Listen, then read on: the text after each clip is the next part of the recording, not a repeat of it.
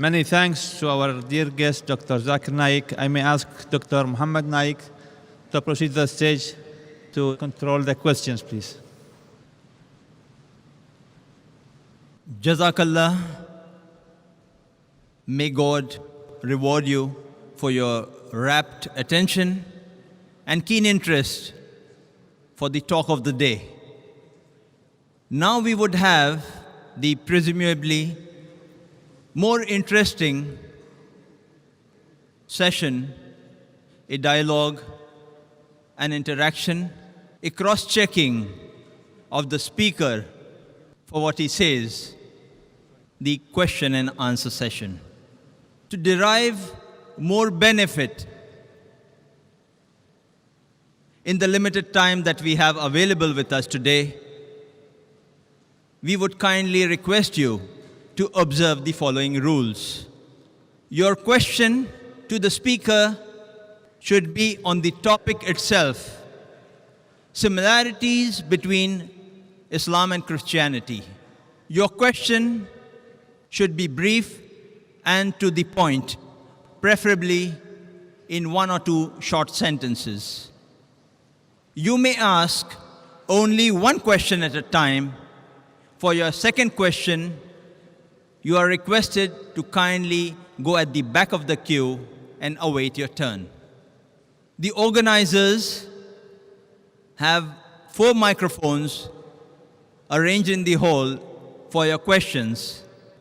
One on my right, that is to your left in the front for the ladies, and the other 3 microphones are for the gents on my left and in the 2 center aisles.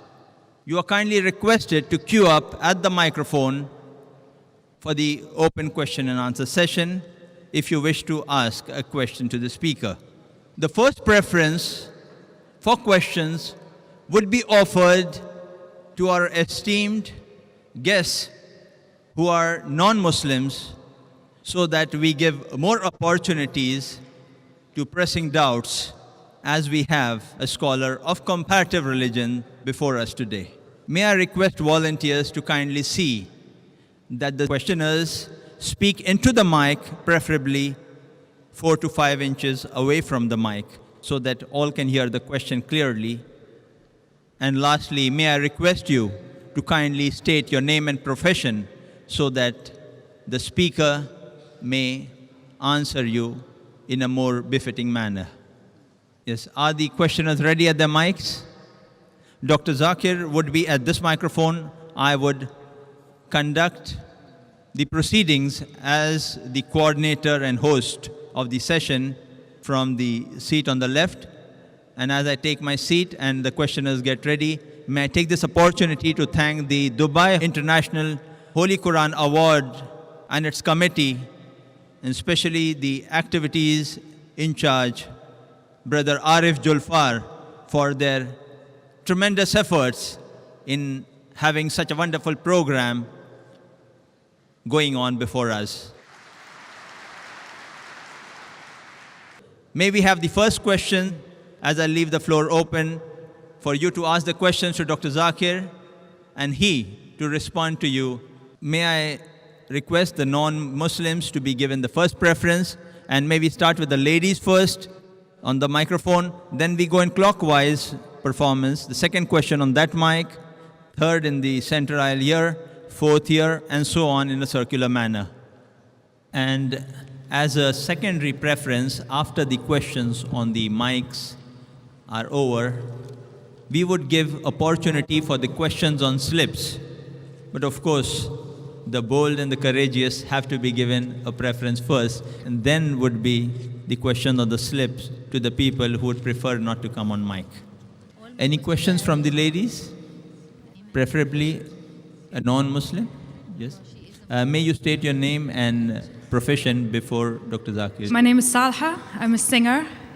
Just wondering about the difference in Islam and Christianity about death and resurrection of Jesus, peace be upon him. This is the question, what is the difference in Islam and Christianity regarding the death and the resurrection of Jesus Christ, peace be upon him? As I did mention a little bit in my speech, that in Islam, The Quran mentions in Surah Nisa, chapter number 4, verse number 158, that Allah subhanahu wa ta'ala, Almighty God, raised Jesus Christ, peace be upon him, alive. So we believe that Jesus Christ, peace be upon him, he did not die, he was raised up alive.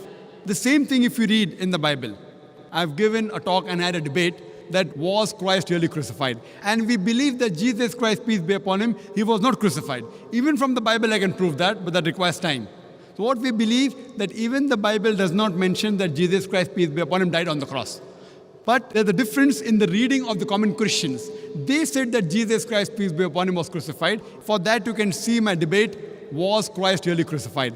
As far as the second coming is concerned, we Muslims believe that Jesus Christ, peace be upon him, will come again on the face of the earth, which is also believed by the Christians. We believe he's going to come again. The reason we believe that Jesus Christ, peace be upon him, has been raised up alive is because he is the only messenger of Allah subhanahu wa ta'ala, of Almighty God, whose followers as a whole mistook that he claimed divinity. He's the only messenger.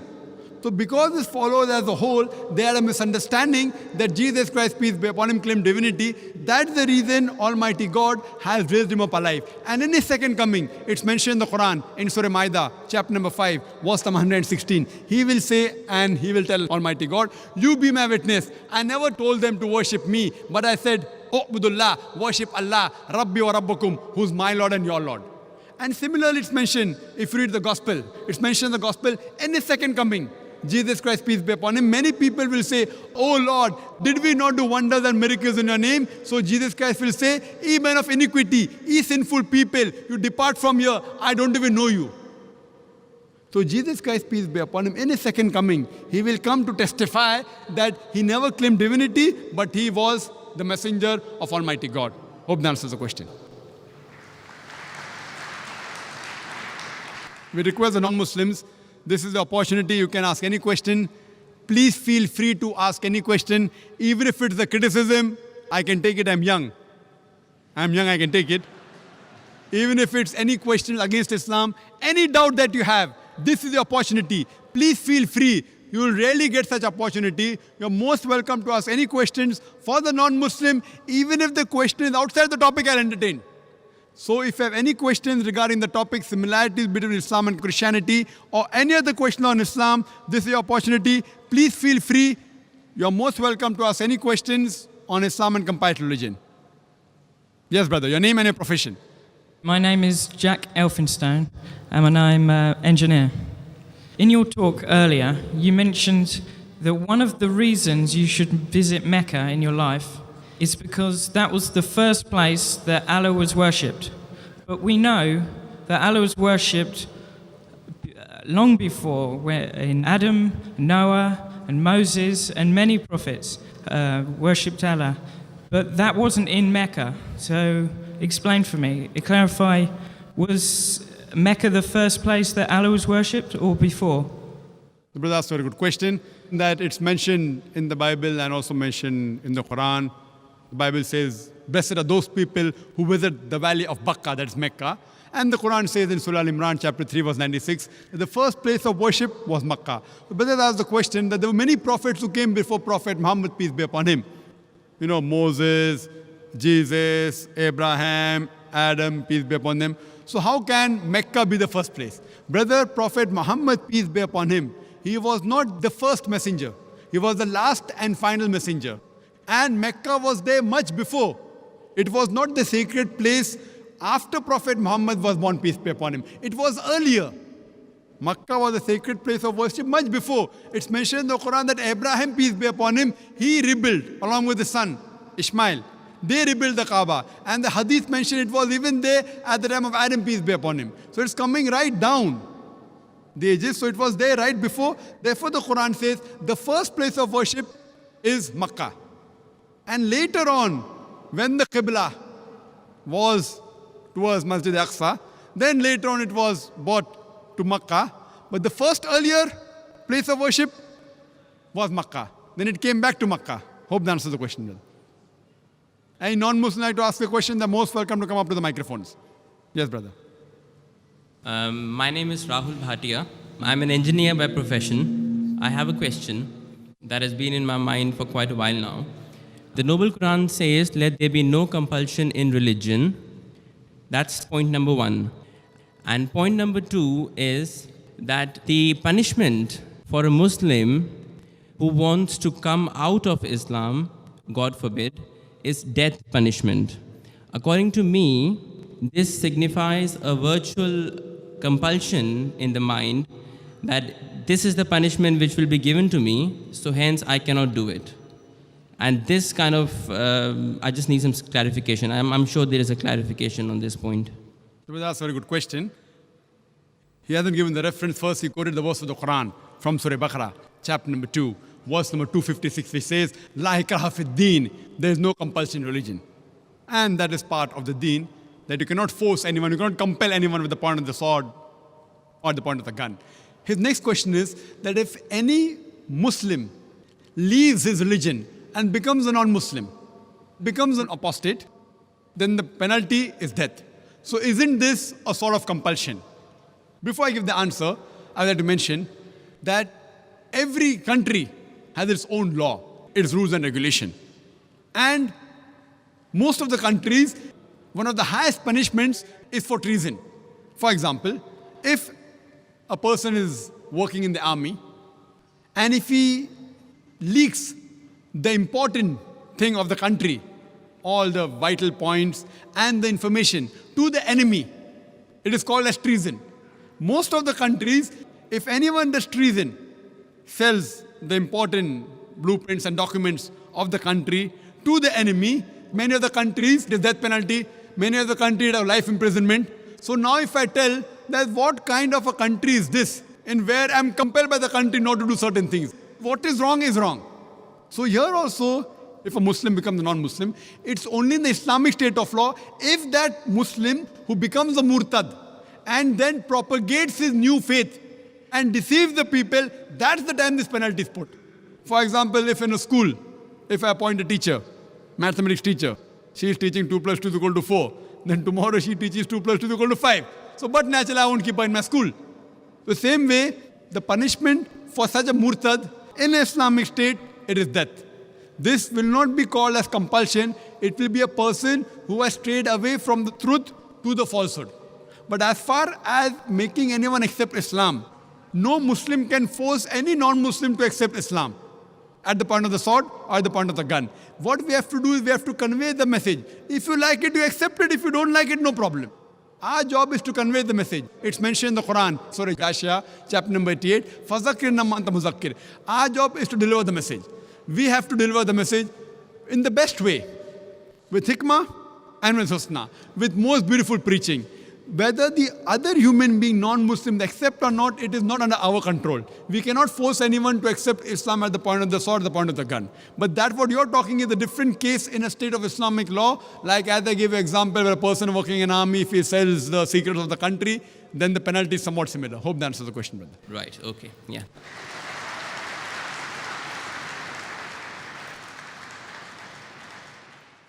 And may I again remind our audience that non-Muslims would be given first preference, so much so that even if they have questions out of the topic, but very relevant to the comparative religion scholarship of Dr. Zakir and relevant for the needs of the time, we would permit those questions too from non-Muslims. Yes, sister. My name's Caroline. I'm a journalist. I've got a two-part question here. Does Islam propagate acts of forgiveness? Yes or no? Does Islam propagate acts of forgiveness? This was the question, does Islam propagate acts of forgiveness? Of course, yes. And every chapter, every surah of the glorious Quran begins with the formula, Bismillah ar-Rahman ar-Rahim. In the name of Allah, most gracious, most merciful. So why does it... Yes, sister. Second part of the question. And the second part of the question is, why does it Yes, no permit? Why does Islam permit honor killings? Honor killing? Yes. What do you mean by honor killing, sister? Honor killing, the right to avenge your brother's blood in the name of Allah. It might be out of context, but I just need to know if This there's is an the answer question to that- this. If I get you mean honor killing means if someone kills any human being to take revenge. Yes. That's what you mean. Yes, because I've read a few books, and a lot of the times people have said that they are allowed to kill their brother or to kill somebody else because their brother has been killed by another human being. This was also a good question, that if Islam propagates act of forgiveness, why does it permit honor killing? Why does it permit? That's a very good question. Sister, if you analyze this mention in the Quran, in Surah Baqarah, chapter number 2, verse number 178, the had penalty, the punishment of death, on the basis of qisas. And Allah also says in the Quran, in Surah Ma'idah, chapter number 5, verse number 32, if anyone kills any other human being, whether it be Muslim or non-Muslim, unless it be for murder or for creating mischief in the land, it is as though he has killed the whole of humanity. So as a general rule, if any human being kills any other human being, it is as though he has killed the whole of humanity, except under two circumstances. Unless it is for murder or for creating mischief in the land. Now, there are two exceptions where Islam gives permission where you can kill any other human being. Number one is, if that person has committed murder, which comes in your scope of question, honor killing. Number two is if he is creating fasad, corruption in this land. Again, this is not compulsory.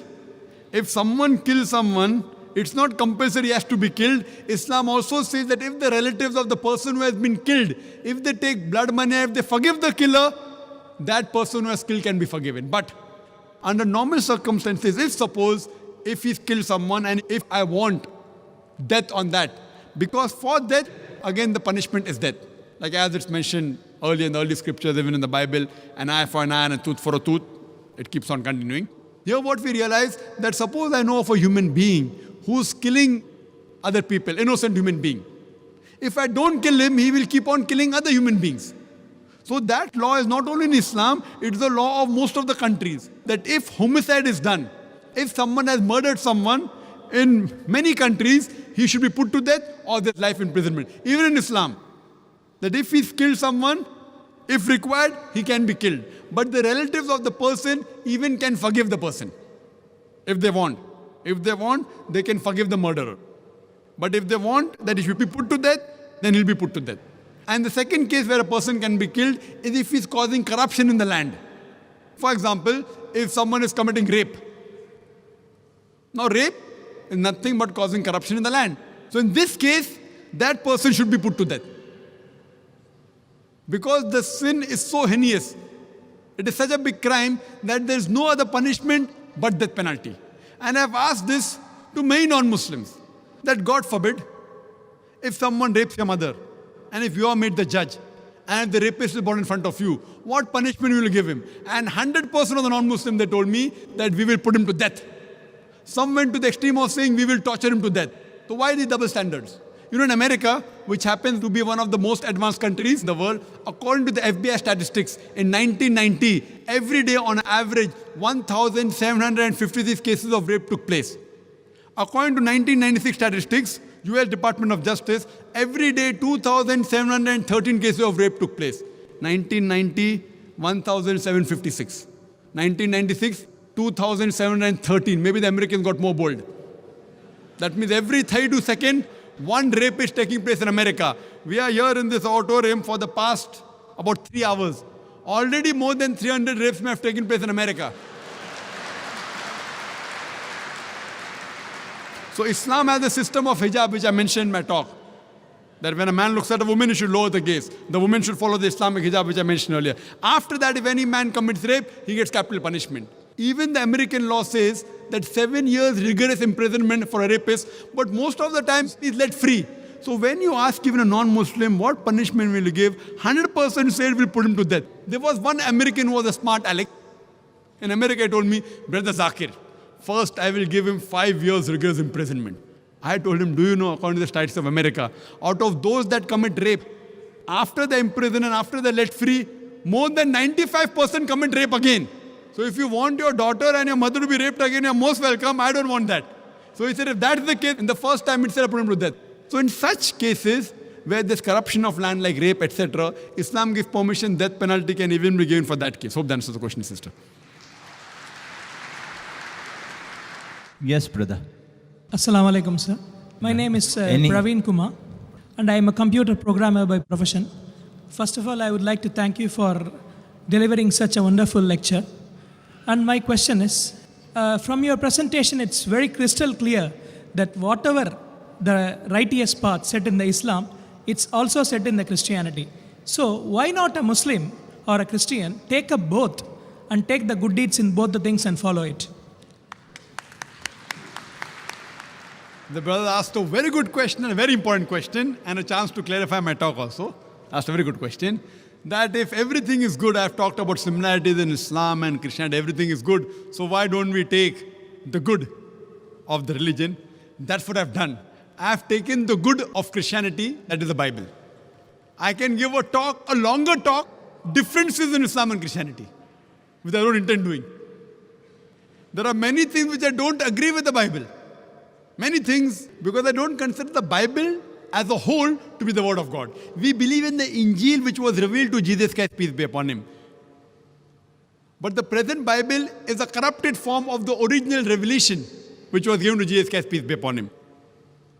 This Bible, if we analyze, has got hundreds of contradictions, has got hundreds of mathematical errors, has got many scientific errors. I had a debate with Dr. William Campbell, Quran and the Bible in the light of science, and I pointed out many scientific errors. These scientific errors, these contradictions cannot be attributed to Almighty God. There is even pornography in this Bible, which if you ask me to read, even if you pay me $1 million, I can't read in front of the public.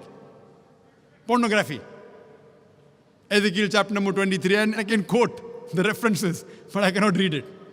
I cannot. Islam doesn't give me permission. So what I have done, brother, I have followed the guidance of the Quran of Surah Al-Imran, chapter 3, verse 64, which says, Ta'ala ila kalmatin sawa'im bainana bainakum.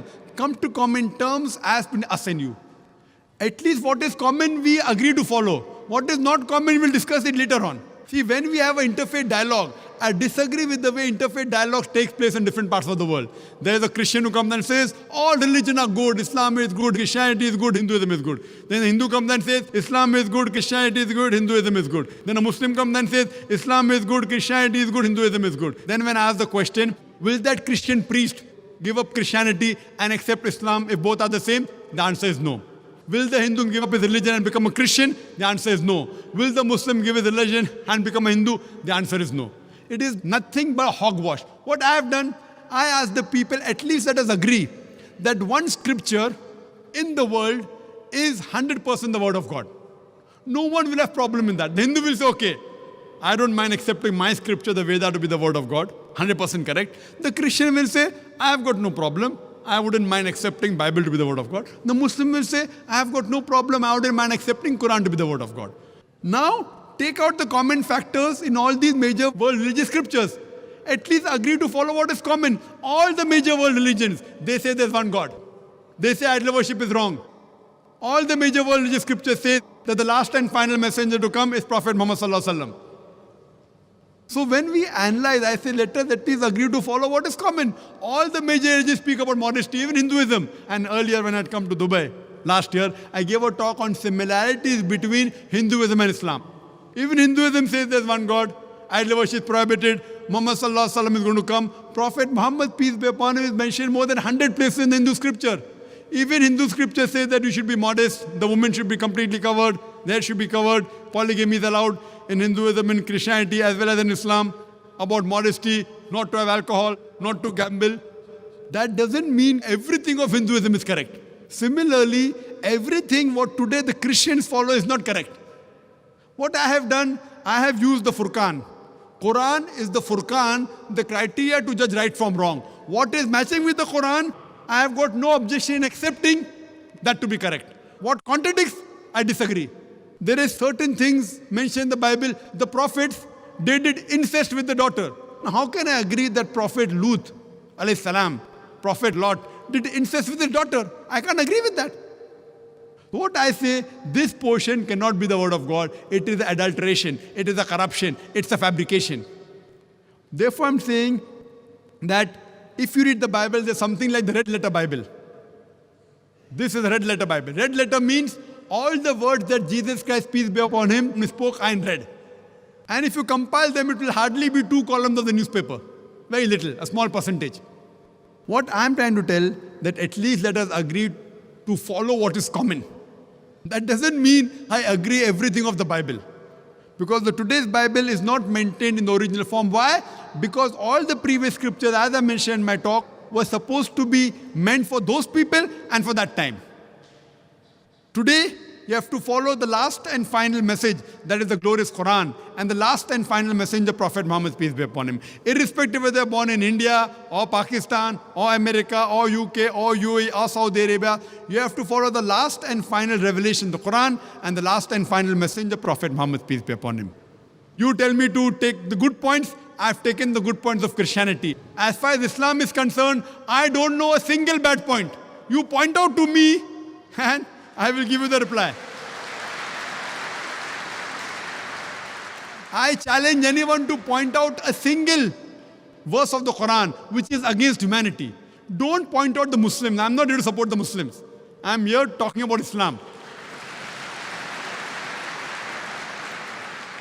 To understand Islam, don't look at the Muslims. Look at the Quran and the authentic hadith, the sayings of the Prophet. And I challenge anyone to point out a single statement in the Quran or the hadith which is against humanity. There may be certain statements you may feel is wrong because of lack of knowledge, not having the statistics of the world. But inshallah, if you think anything is wrong, you're most welcome to point out. And I will try and explain to you why this is there in Islam, the reason and the hikmah behind it. Hope that answers the question. Thank you, sir. The dialogue and cross questions continue. The next brother on the mic. Assalamu alaikum, Dr. Naik. My name is Nobi and I'm an engineer by profession. In the Bible, Isaiah chapter 53, it talks about a suffering servant. A servant who is suffering, who's oppressed, bruised, and who dies, who gives his life for sin of the people, of mankind. Could you please clarify who is the servant of God? Thank you. The brother has quoted a verse from the book of Isaiah saying that the messenger is going to come, who's going to die for the sufferings, etc., for the others. And there are many Christians who try and assume that this is the prophecy of Jesus Christ, peace be upon him. I'm just telling you, assume. Now, brother, you should note that the Bible says in the book of Ezekiel, chapter number 18, verse number 20, it says, the soul that sinneth shall die, which people normally quote. The soul that sinneth shall die. But the missionaries, they put a full stop where there's no full stop. The complete verse is, the soul that sinneth shall die. The father shall not bear the iniquity of the son, neither shall the son bear the iniquity of the father. The righteousness of the righteous shall be upon him, the wickedness of the wicked shall be upon him. But if the wicked turns and comes to the straight path, he shall not die. One thing, sin cannot be inherited. So the concept of the church, of the original sin, what the church says, that Adam and Eve, peace be upon them, they ate the forbidden fruit, and that's the reason humankind is born in sin. That's the reason Almighty God sent His beloved Son, begotten Son, Jesus Christ, peace be upon Him, quoting Gospel of John chapter 3, verse number 16, for God so loved the world that He gave His only begotten Son, whosoever believeth in Him shall not die but have everlasting life. I'm just trying to put a nutshell. This is what you all believe.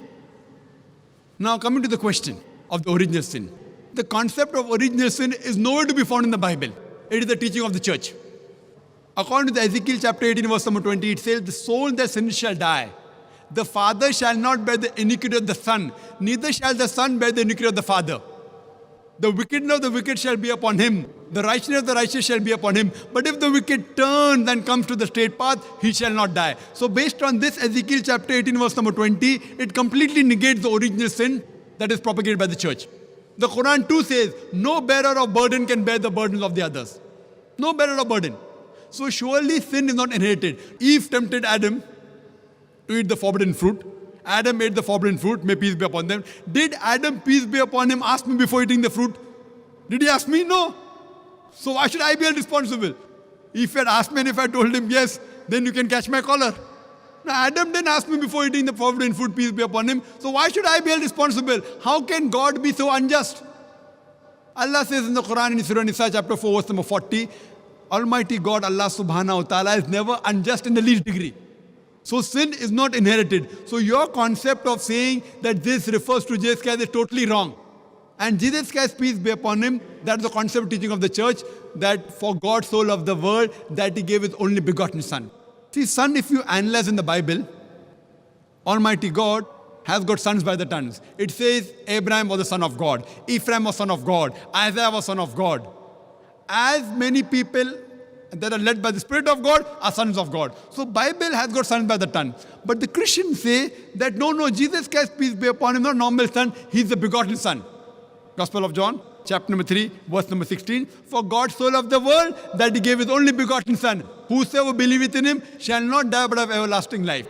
Now here if you analyze this word begotten son, according to the scholars of Christianity, if you refer to the Revised Standard Version, revised by Thaydu's Christian scholars of the highest eminence, backed by 50 different corporate denominations, these Christian scholars say that this word begotten is interpolation, is a fabrication, is a concoction, and they threw it out of the Bible. So if you read the Revised Standard Version, this word begotten is not there. So we verily believe if son means a righteous person, then Jesus Christ, peace be upon him, surely was the Son of God. He was a righteous person, but he was not the begotten son.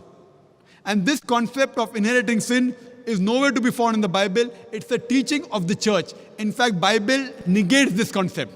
So surely what you're trying to indicate to me that this prophecy of Isaiah, it doesn't. Yes, messengers have come. Most of the messengers, they suffered.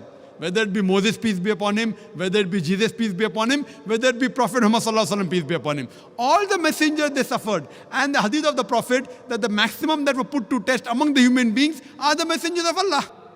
More difficult the test, the higher will be the reward. So all the messengers of God suffered. But to say that they suffered and they had the sin of all the humankind is nowhere to be found in the Bible. It is the teaching of the church and it's against the Bible as well as the Quran. Hope that answers the question, brother. Yes, sister. Eliana, non-Muslim, by qualification teacher. Thank you very much for very interesting lecture. I have one question. I find it immoral and vulgar for a Muslim to have more than one wife. What do you think about this? Actually, I know the roots of this, but I want to know your opinion about this. And I think if our religions, Christianity and Islam unites, I think that Muslims should have one wife. Sisters asked a very good question, very common question, very important question. She asked that she thinks, according to her, it is immoral for a Muslim to have more than one wife. And she's requesting me that if Christians and Muslims unite on this point, it will be very good. That's what I want to do. But we unite on what is the truth, not what is falsehood. Quran, sister, is the only religious scripture on the face of the earth which says marry only one. There is no scripture on the face of the earth. You read the Bible, you read the Ramayana, you read the Mahabharata, you read the Veda. No scripture except the Quran says marry only one. If you read the Hindu scriptures, Ramayana, the father of Sri Ram, King Dashrath, he had more than one wife. If you read Mahabharata, Sri Krishna, how many wives he had? 4, 10,000. He had 16,108 wives. If you read the Bible, Solomon had 700 wives. According to the Bible, Abraham had 3 wives. So according to the Bible, according to Judaism and Christianity, a man can have as many wives as he pleases. 4, 5, 10,000, no upper limit. Islam has put an upper limit. Quran says in Surah Nisa, chapter number 4, verse number 3, marry women of your choice in 2s, 3s or 4s. But if you can't do justice, marry only one. So according to Hinduism, according to Christianity, you can marry as many wives as you wish. 1, 5, 10, 20,000, 10,000, no upper limit. Islam says, marry women of your choice in 2s, 3s or 4s, but if you can't do justice, marry only one. So Islam says you can marry more than one only if you can do justice, otherwise you can't. And even if you can do justice, maximum 4.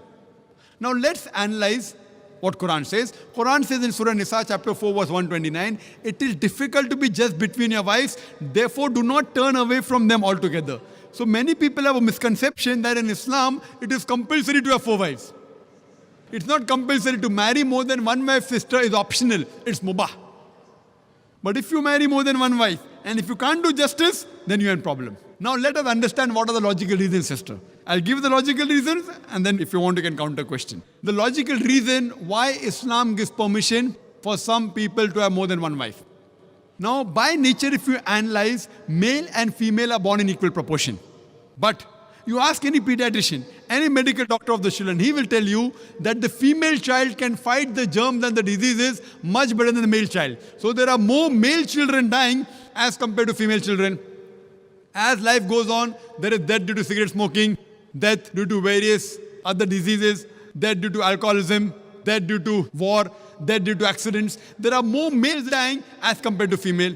Today in the world system, if you analyze, there are more females in the world as compared to males. There are more women as compared to men.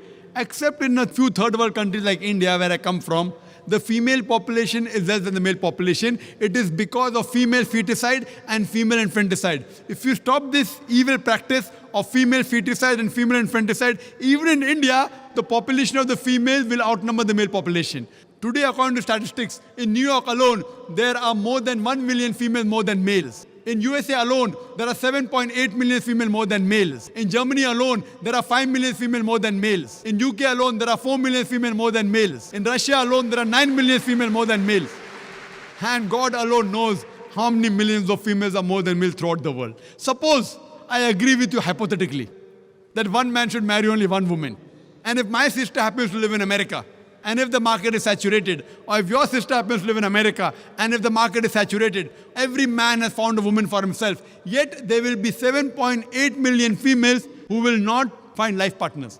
The only option remaining for these 7.8 million females is that they either marry a man who already has a wife or become public property. People will say, public property? Zakir, such a harsh word.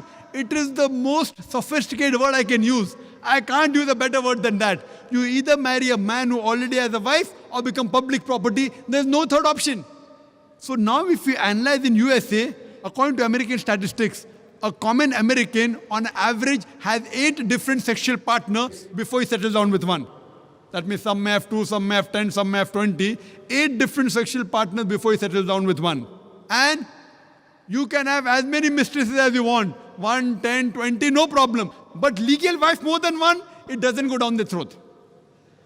And you ask any modest woman, if a woman becomes the second legal wife of a man, she gets respect, she gets honor, she gets her rights. If you become a mistress, there's no honor, there are no rights, she's degraded.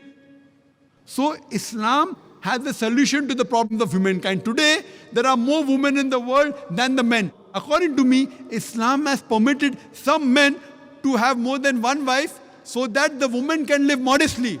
Otherwise, it's not possible. I do agree with you, sister. I do agree with you, sister, that a woman would not like to share a husband. I agree with you. That a woman would not like to share a husband, but no woman under normal circumstances would like a husband to marry one more woman. But the Islamic Sharia says, let a small loss take place to prevent a big loss. A good Muslimah, a good Muslim woman who knows the world scenario, she would not mind taking a small loss, that is sharing a husband, to prevent a big loss, that is making a sister becoming a public property. Yes, sister. Do you have any? I said immoral because if a woman has more than one man, she is a bad woman. But if a man has more than one woman, it's okay, yeah? That's a very good question. Sisters asked the question that if a man has more than one woman, he's a good man. No. If a man has more than one wife, no problem. But if he has more than one woman, even he's a bad man. Like in America, one man has got 4 mistresses, 5 mistresses, 10 mistresses. Even in India, he's a bad man. But if he has a legal wife, if he does nikah, if he marries her, gives her due rights, gives her mahr, equal time, equal justice, then he's a good man. But now the counter question, why can't a woman have more than one husband, correct? Is that your question? Is your question that why can't a woman have more than one husband? I was thinking that in case if female population increases and male population decreases, so female can have 2 or 3 husbands. That's a very good question. You have the hypothetical question. But Almighty God, who's our creator, He knows better than you and me. He's our creator. And the reason, because God has made the woman a stronger sex. She is medically more stronger than the man. You know that? I'm a medical doctor, sister. Medically, a woman can live for longer years than a man. We think the man is strong. Physically, man is strong. But medically, the woman is stronger. She lives longer, her longevity. The average span of a woman is few years more than a man. There are less deaths in the pediatric age group. And regarding your main question, that Islam allows polygyny, a man to have more than one wife, but does not allow polyandry, that is a woman to have more than one husband. Why? The reason is that if a man has more than one wife, and if a child is born, you can easily identify who is the father and who is the mother. But if a woman has more than one husband, and if the child is born, you can identify the mother, but you can't identify the father.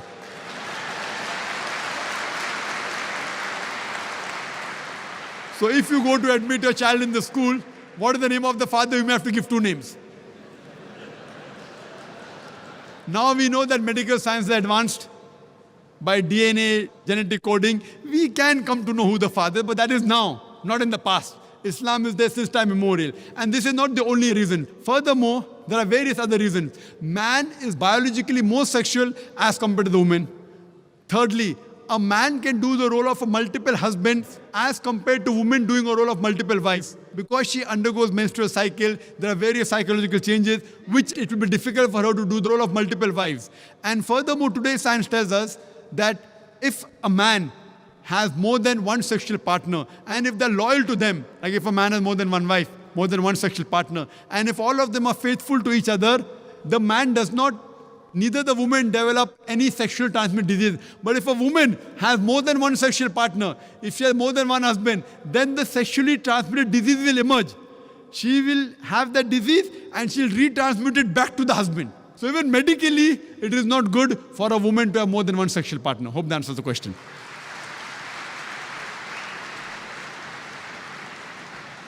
Any question? Good evening, Dr. Zakir. And my name is Beryl D'Souza. I'm from Bombay. Tonight, I must thank you for the wonderful lecture. And I must tell you that I used to see you on the television and follow your lectures ever since the past some years when I was in college. Tonight I would like to ask you a question. First of all, I would like to tell you two things. You said two things. One was like associating anything with God is a sin. It's the biggest sin, rather.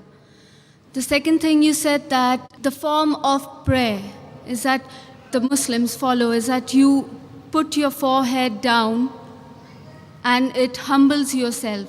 Now, myself being from Bombay, I would, because this is something I've noticed there, and I would also like to know clearly what is the concept about the dargahs that people go to and the people follow.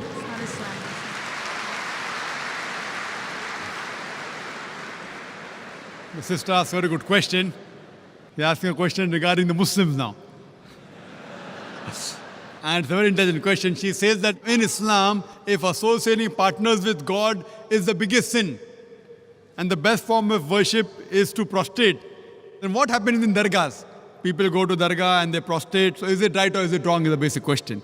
Sister, I do agree with you. You have understood my lecture very clearly and very correctly, that associating partners with God, anyone does, it is wrong.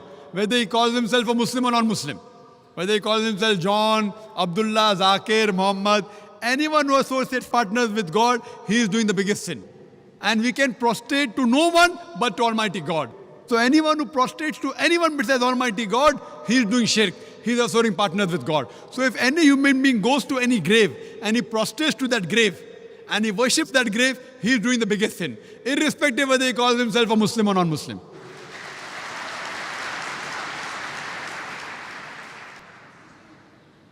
Does the sister have a connected question? So, okay, if you would give me the opportunity, I would further like to ask you. So, basically, I've seen, like you said, anybody, okay, be it a Muslim, a Christian, a Hindu, whoever does that. Now, if I tell you, from what I have seen and known, is like a huge percentage, okay, they are the people, I could call them the Muslims.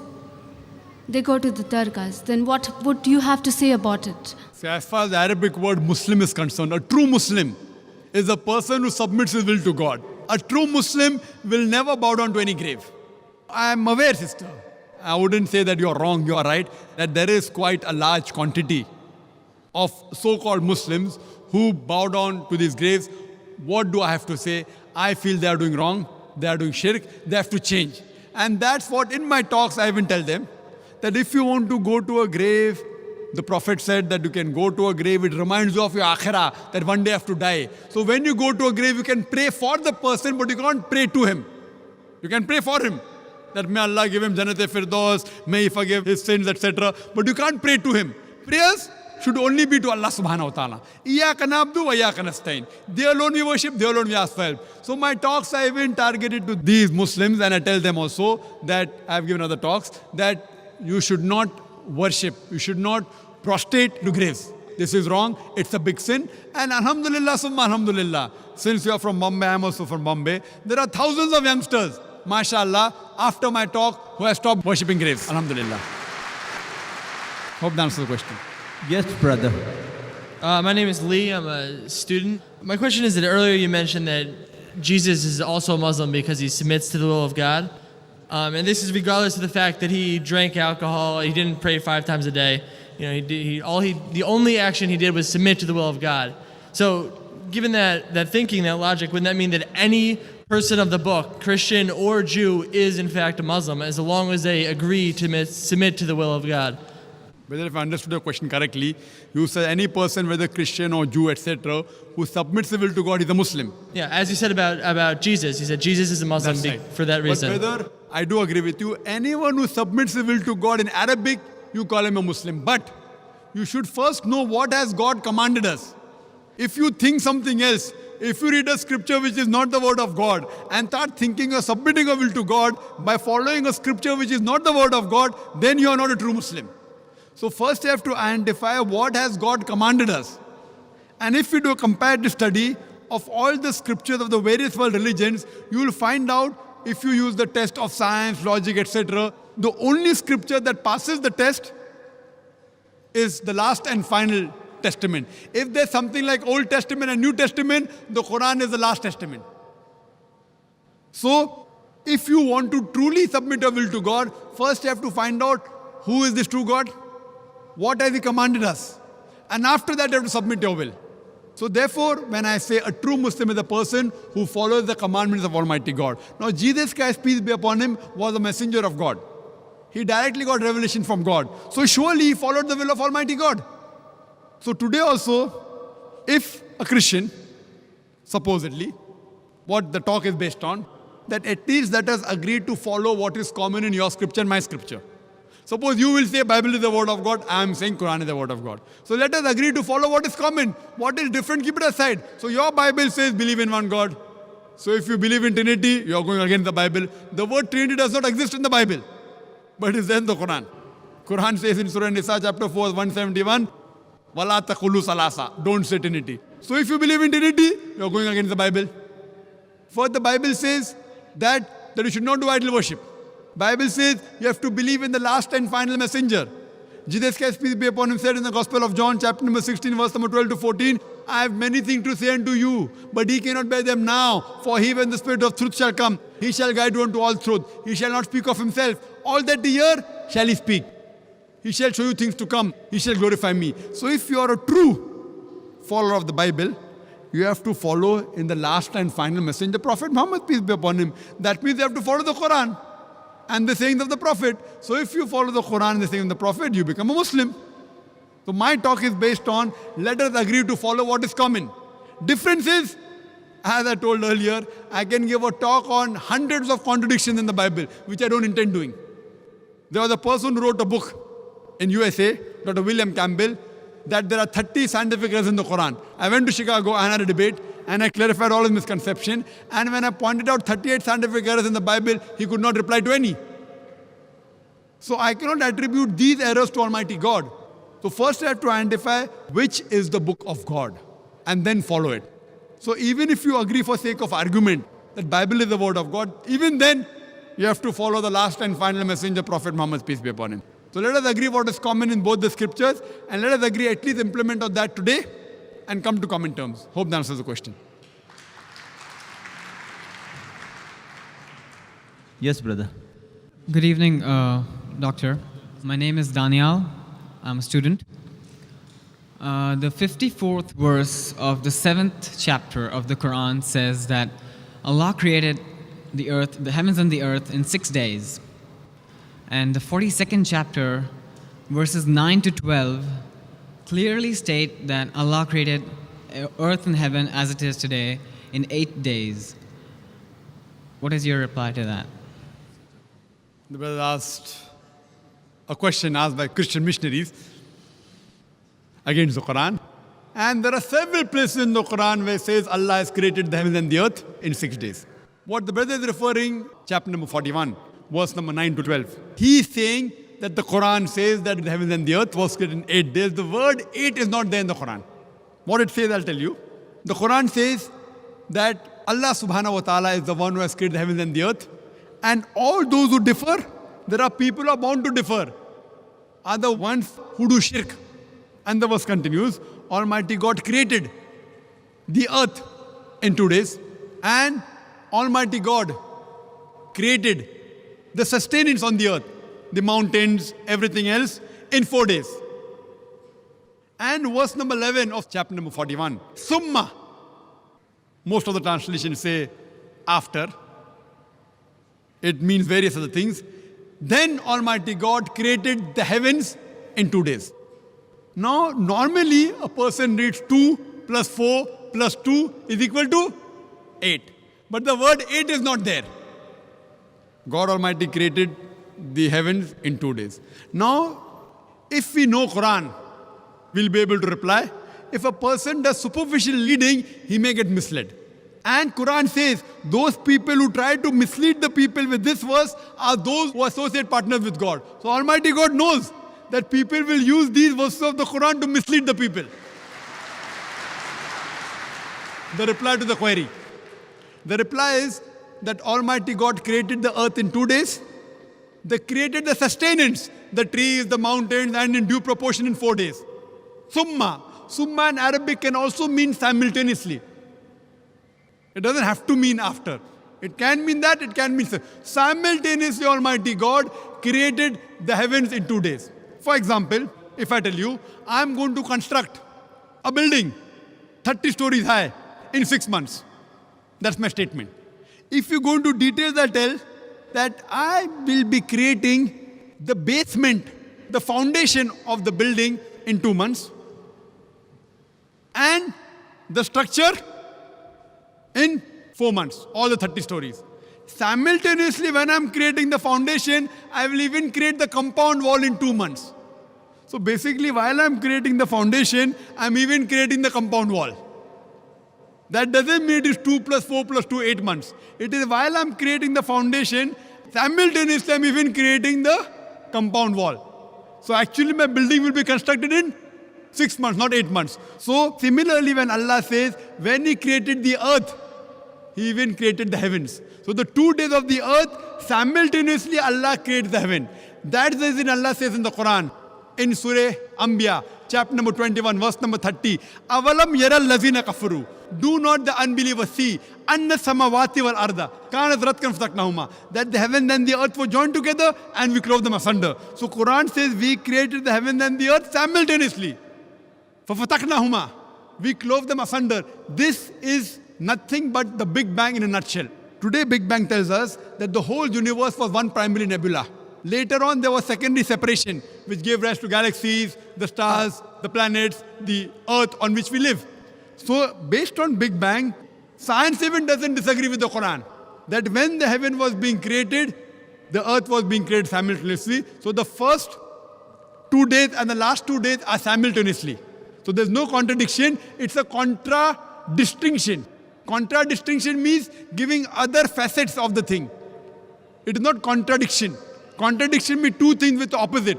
Contradistinction means telling you other qualities. For example, if I say that you are very honest, tomorrow I tell you are very kind. It's not contradiction, it's a contradistinction. You are honest also and you are kind also. But tomorrow if I say they are dishonest, then there's a contradiction. So this verse of the Quran gives more details how the 6 days were divided. First 2 days the earth, simultaneously the heavens, and later on 4 days the things on the earth were made, the mountains, the trees in due proportion. Hope that answers the question. Yes, brother. My name is Mahesh. Me Mumbai's I have been attending your talks in Dubai and other places for the last 6 years. Today's it was a scintillating and fantastic talk by you. I've been reading Islam in Focus in Khalij Times, and I have read the Holy Quran in Saudi Arabia. Could you please elucidate on what is taqwa and about Surah Al-Fatiha? Brother, mashallah, Brother Mahesh, he's from Bombay, the same town where I come from. He's been hearing my lecture for the past 6 years, and the other sister also, mashallah, she's been hearing my talk for a few years. And he's asked the question that what is taqwa? Taqwa means piety. It means God consciousness. It means righteousness. There's a hadith, someone asked, what is taqwa? It is like when you're going in a forest which has got thorns, etc., and you're afraid that your garment may get stuck in the thorns. So how carefully you pick up your garment and walk through these plants and trees of thorns, that is taqwa. So basically it is God consciousness. It is piety. It is righteousness. So this is what is taqwa in short. And I would like to invite you that since you have been watching and hearing my talks since the past 6 years, and the other sisters past few years, we live in the same city, Bombay, I would like to welcome you to the fold of the Din al-Haq, the religion of truth. And I pray to Allah subhanahu wa ta'ala to give you hidayah. And inshallah, I pray to Allah to give you hidayah. And inshallah, you also have the true taqwa. That's the God consciousness and piety. Hope that answers the question. Yes, brother. When you quote the Bible, you take a very literal sense of what the teachings of the Bible are. And for the past 500 years, we've taken it more as parables and stories that it shouldn't be taken literally, but for the actual meanings behind it. And then my question is there anything like a movement in Islam where instead of taking a literal sense, it's just taking the morals behind what the Quran has to say? The brother asked the question that I have quoted the Bible and I take everything literally, but since the past few hundred years, there are parables. There are even parables in the Quran. There are parables in the Quran. But if the Quran says something literally, many a times you can understand that one word may have various meanings. If a word has got 5-6 meanings, either all the 5-6 meanings are correct, or maybe you have to take one meaning only. But that does not mean the Quran says something else and you take the opposite meaning. There are parables in the Quran also, many parables in the Quran. But that doesn't mean it literally goes against the Quran. So what the Quran says and the Bible says, if the original Injil, the revelation which was given to Jesus Christ, peace be upon him, it was sent as a guidance. So what is mentioned, you have to follow it. Yes, there may be certain times that there may be other meanings which may also be right. But that does not mean what is the normal meaning that should not be taken. Yes, brother. Like, for example, you were quoting Leviticus about the clothing in Christianity. But in the later teachings, Jesus talks about just being modest and be modest for yourself. And so that a Christian would take not the literal meaning of you need to cover up, you need to not have the loose clothing, but just say that in modern society, it's a different idea, that modesty isn't the same. Very good. See, I really like your question. If you ask me a question, and I'll clarify you, I'll try my level best. The brother has given an example that when I talk about Leviticus, I didn't quote Leviticus, I quoted Deuteronomy chapter number 22, verse number 5, etc., which talks about modesty, 1 Timothy chapter number 2, verse number 9, even 1 Corinthians chapter number 11, verse 5 to 7, modesty. What now brothers trying to tell me that what Jesus Christ, peace be upon him, told that you have to be modest. But what he meant was not literally about the clothes, but just modest in society. That is your understanding of the Bible. Let's see what Jesus Christ, peace be upon him, said. Jesus Christ, peace be upon him, said in the Gospel of Matthew, chapter number 5, verse number 17 to 20, think not that I have come to destroy the law of the prophets. I have come not to destroy, but to fulfill. Until the heaven and the earth pass away, not one jot or tittle shall pass away from the law until all be fulfilled. And whosoever shall break one of the least commandments and teach men to do so shall be called least in the kingdom of heaven. And whosoever shall keep the commandments and teach the same shall be called great in the kingdom of heaven. Unless your righteousness exceeds the righteousness of the scribes and the Pharisees, in no way shall you enter the kingdom of heaven. This is a verbatim quotation from King James Version. I'm speaking from my head.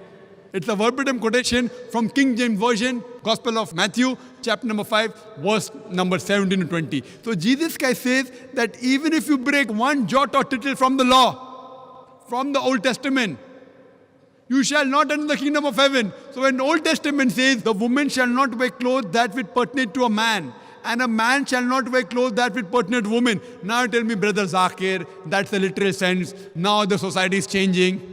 So Jesus Christ said, peace be upon him, if you break one law, jot or tittle, you shall not enter Jannah. Now do you mean to say that Jesus Christ, peace be upon him, came to misguide us? Not at all. He clearly said that until the heaven and the earth pass away, not one jot or tittle shall pass away until all be fulfilled. Then later on the teaching of Paul, St. Paul, who is the self-appointed apostle of Jesus Christ, peace be upon him, he tells us that see, the law is nailed to the cross. That is his teaching. It's not the teaching of Jesus Christ, peace be upon him. Who do you believe? In Jesus Christ, peace be upon him, or St. Paul? So Jesus Christ, peace be upon him, said that unless your righteousness exceeds the righteousness of the scribes and the Pharisees, unless you are better than the Jews, you shall not enter Jannah. That means everything what is mentioned in the Old Testament, not to have pork, you have to be modest, has to be followed. That's the reason if you go, the nuns, they are dressed up like the Muslimah. Have you seen the photograph of Mother Mary? She is completely covered. Her head is covered. Up to the wrist, up to the ankle. I am sure in future you may have, God knows, Mother Mary may be wearing skirts. That is a later development. But the true photographs, if you analyze, same thing with the nuns. The nuns are properly covered. Why? So in Islam, every Muslimah is a nun. Every Muslimah, in terms of piety, she has to be pious, she has to be modest. So what I'm telling that if Christian means a person who follows the teachings of Jesus Christ, peace be upon him, then we Muslims are more Christian than the Christian themselves. Yes, brother. Well, how the question was supposed to be about how modern societies interprets these religions and incorporates them into our society.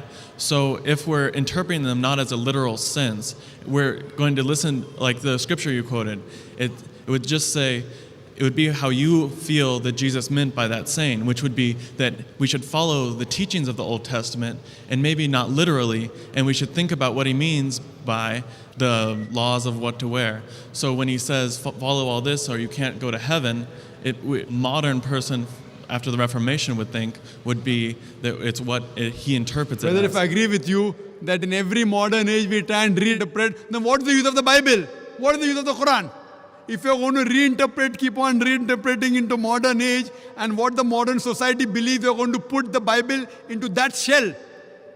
So what is the use of the Bible then? Why do you require the Bible? Why do you require? What you can say that if science and technology advance, you can understand the Bible better, understand the Quran better, I've got no objection. But if you tell me depending how the modern society behaves, you have to reinterpret the Quran or the Bible, it is totally nonsense. God is our creator. He knows what is best for us. Do you mean to say that God did not know? You are limiting God. That means you are trying to tell me that God did not know that the society is going to change.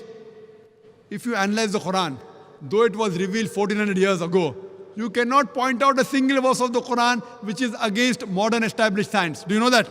However much the science has established, however much the science advances, it will never be able to prove even a single verse wrong. Yes, it will be able to give a new dimension. When science advances, maybe we will be able to understand that aspect of Quran better. Today, with our limited knowledge of science, we may not be able to understand certain verses of the Quran. But that does not mean you are giving a new look depending upon how the modern society is developing. Modern society, however much it develops, the law will be the same. The woman should be in hijab. The man should lower his gaze. It's not like Canada, now a man can marry a man. In Islam, we don't believe in majority. We believe in truth. Truth prevails, haqq prevails. And Jesus Christ, peace be upon him, said, seek ye the truth and the truth shall free you. We don't believe in democracy, that today you say, okay, fine, gay marriages are fine. And today we say that modesty fine, a woman can wear less clothes. See, that is the man-made law. The person who has created us is Almighty God. He knows what is good and what is bad for us. Therefore, religion means a way of life. So we follow the guidance given by a Creator, then only we'll be on the true path. Hope that answers the question. Yes, sister. Assalamu alaikum. My name is Aisha. I'm from Philippines. I born Christian. Now, I am just a Muslim 1 year. I have two, alhamdulillah.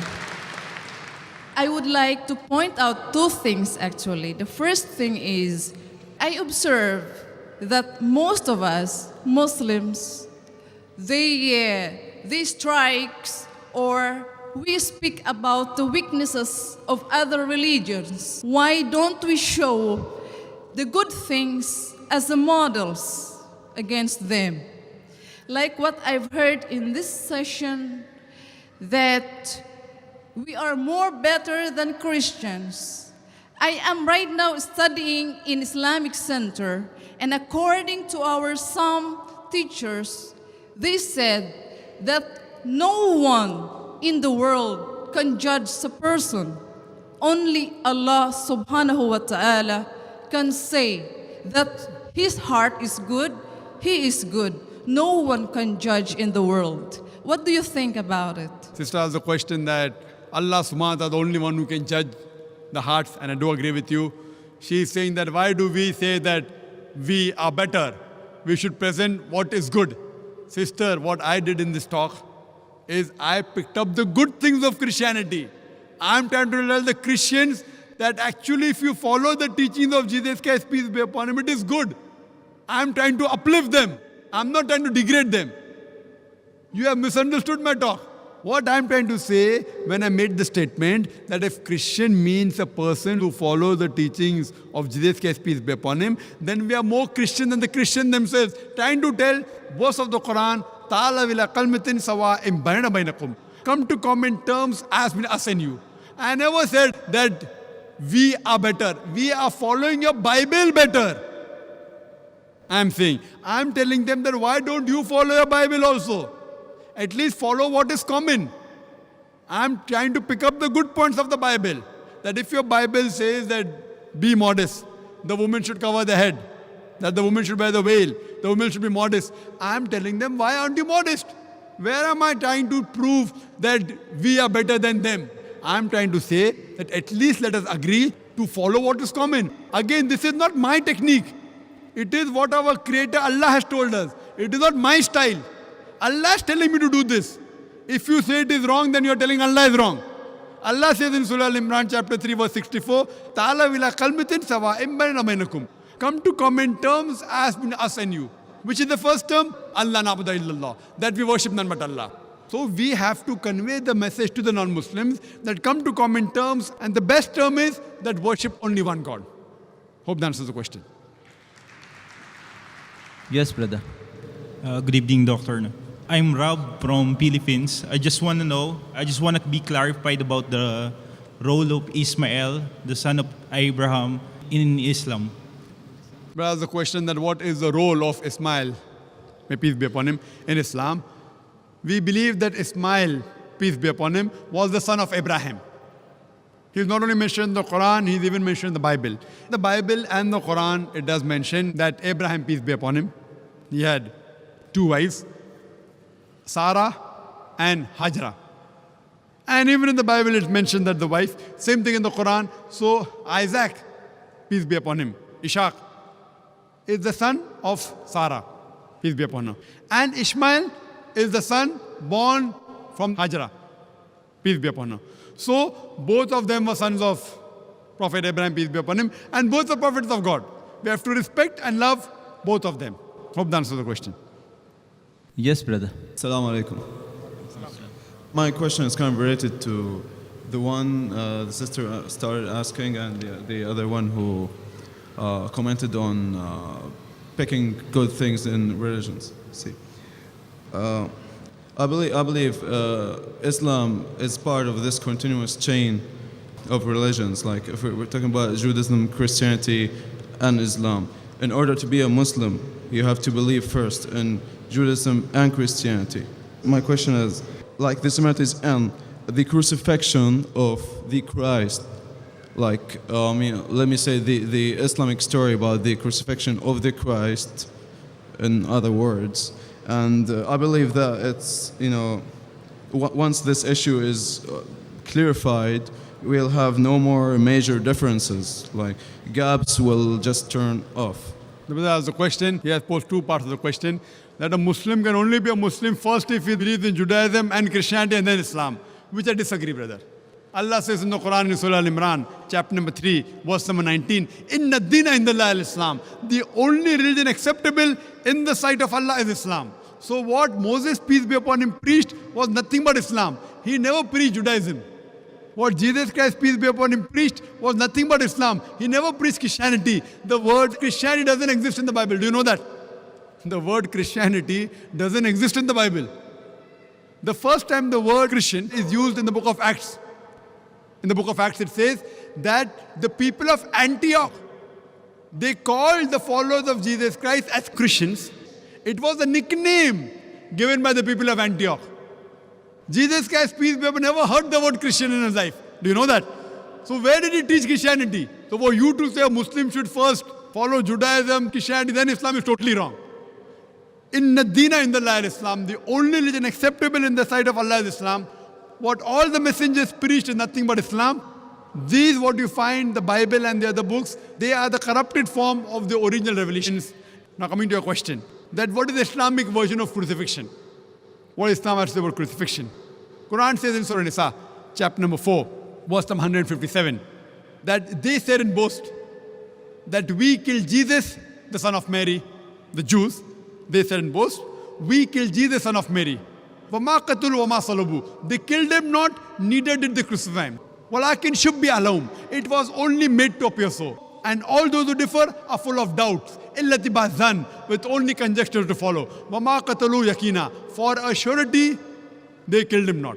So according to the Quran, the Jews said in boast that we killed Jesus Christ, peace be upon him. But they killed him not, neither did they crucify him. It was only made to appear so.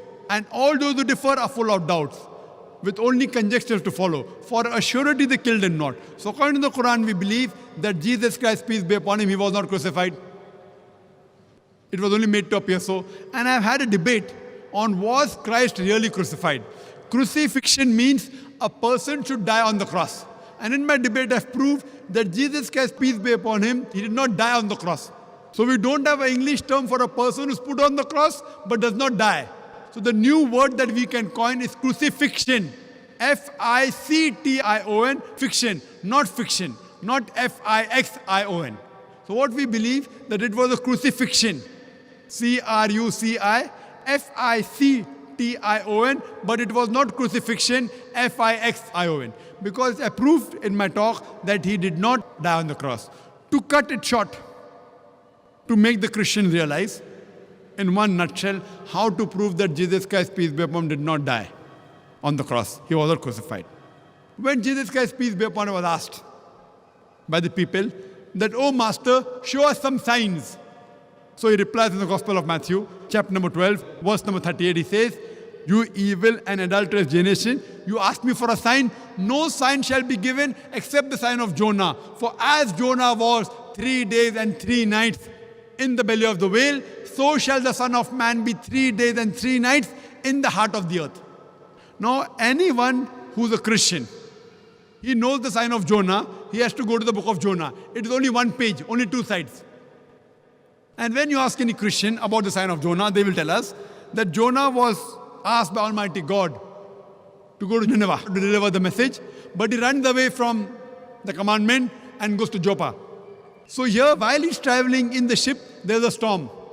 So it was a thinking at that time that the storm is due to a person has not obeyed to the commandment of his Lord. So they draw lots. So Jonah, peace be upon him, he volunteers and says, "I have run away from the commandment." At that time, it was a thinking that if they throw the person overboard in the sea would become calm. So they take Jonah and they throw him overboard. Now when they throw Jonah overboard, was he dead or alive? Was he dead or alive? He was alive.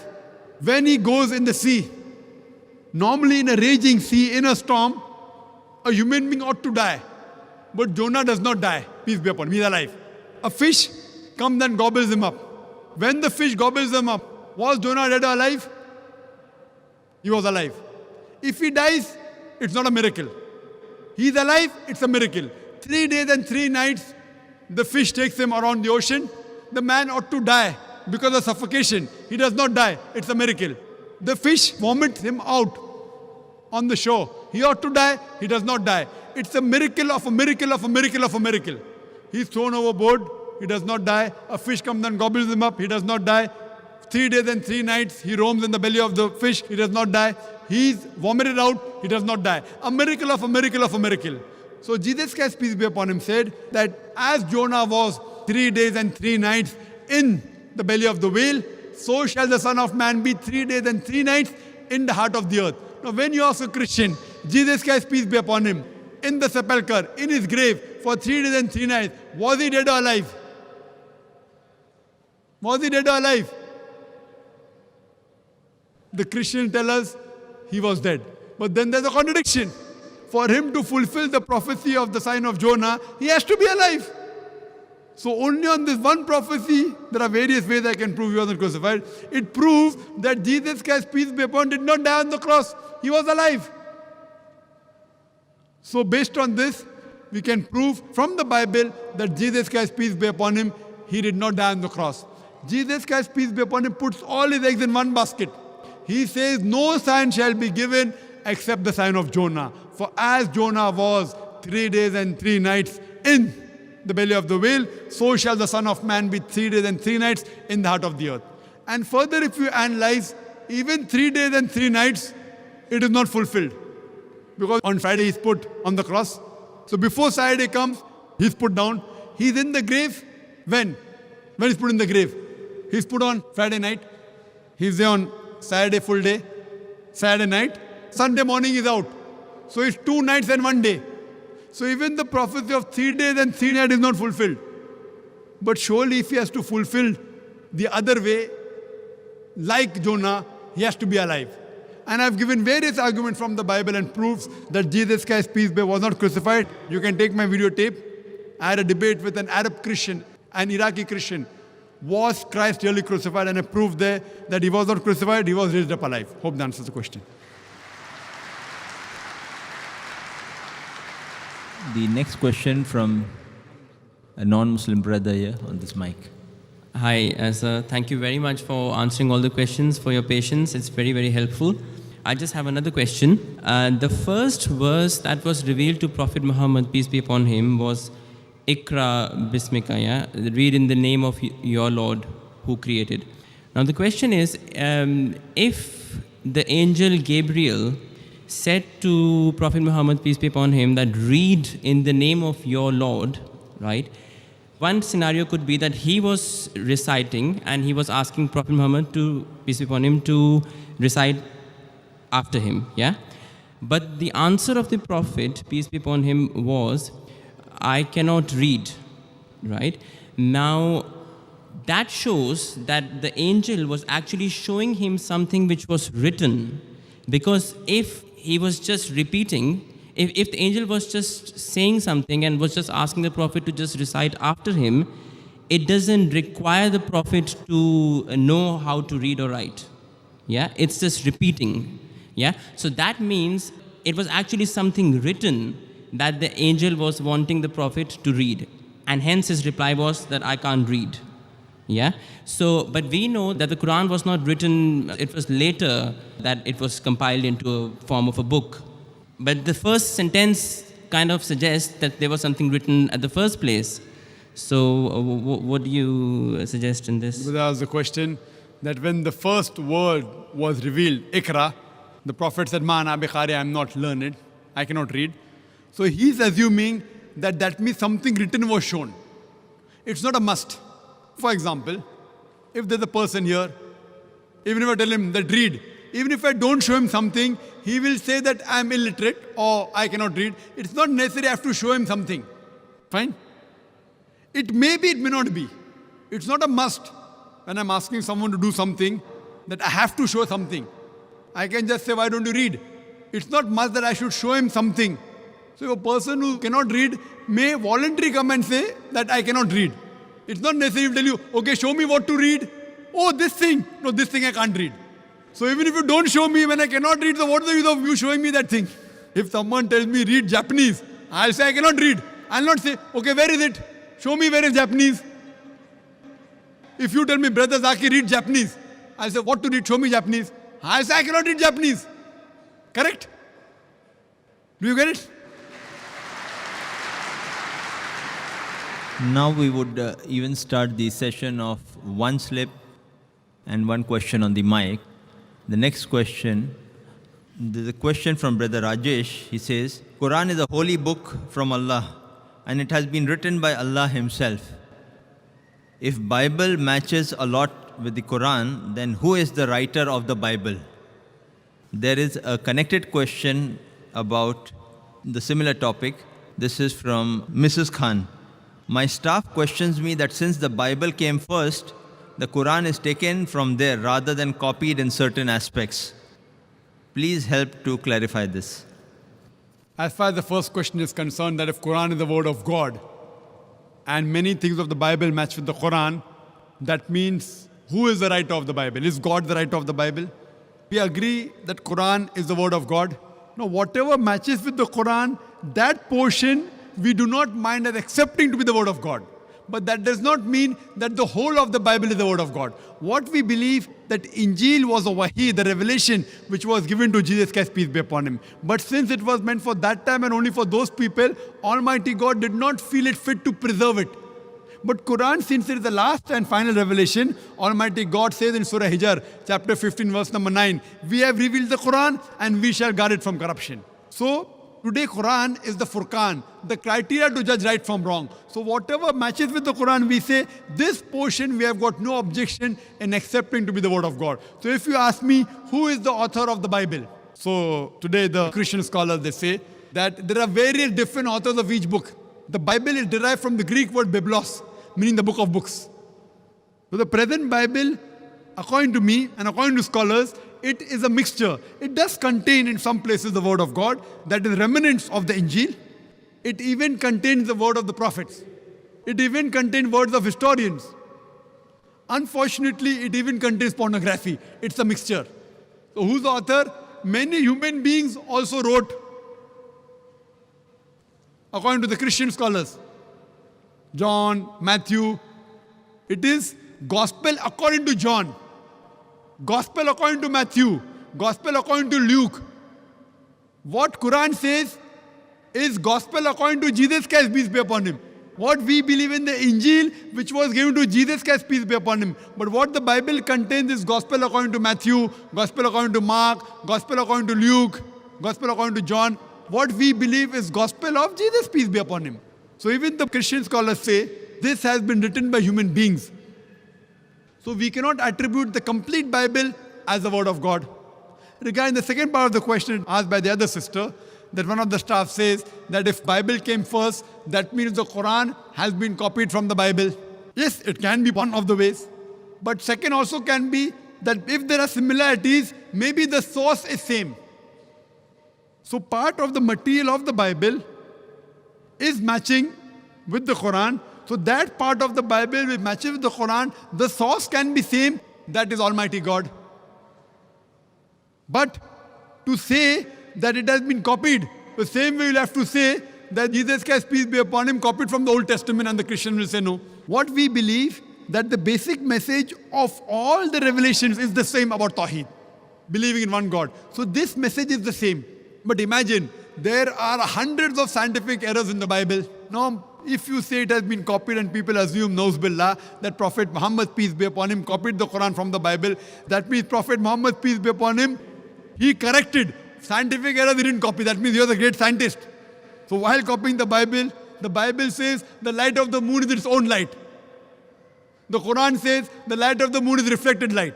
Bible says in Genesis chapter number 1, verse number 16 to 19, light of the moon is own light. Quran says in Surah Furqan chapter 25, verse 61, light of the moon is reflected light. So Prophet Muhammad, peace be upon him, he took the Bible and he corrected it. And he said, no, it's not only reflected light. It's not possible. There are many things mentioned in the Quran which science has discovered today. Quran has mentioned 1400 years back. So no human being can write such things, what is mentioned in the Quran. So surely we cannot. And if you refer to my talk on Quran and the Bible in the light of science, you'll get more details that it surely disproves that Quran cannot be copied from the Bible. It is a Furqan. It is a criteria to judge right from wrong. Hope that answers the question. Yes, brother. My name is Paul. I live here and I'm a manager. I have about 3 parts I want to ask you. I've been storing it up for 3 hours. The first one is there are 2 types of death. There's a spiritual death and there's a physical death. And a brother was asking about if you leave Islam, you should be put to death for this. In the Christian Bible, God says, if you don't know me, I don't know you. And I think those simple words sum up a spiritual death, that when the person who has chosen to ignore God and is standing before God on Judgment Day, God will just simply say, you didn't know me and I don't know you. That is a spiritual death. I just say that as a comment. My wife and I were walking through the streets of Dubai and we were past a CD and a book about Islam. I've moved from Singapore. I'm British, but I've lived in Singapore for 23 years. I've rubbed shoulders with many Muslims, Hindus, and Buddhists. And I'm pleased to say I've learned more about my fellow mankind having been away from Britain than ever I would have learned in Britain. This thing that you're doing tonight is wonderful, and I wish I had had this many years before.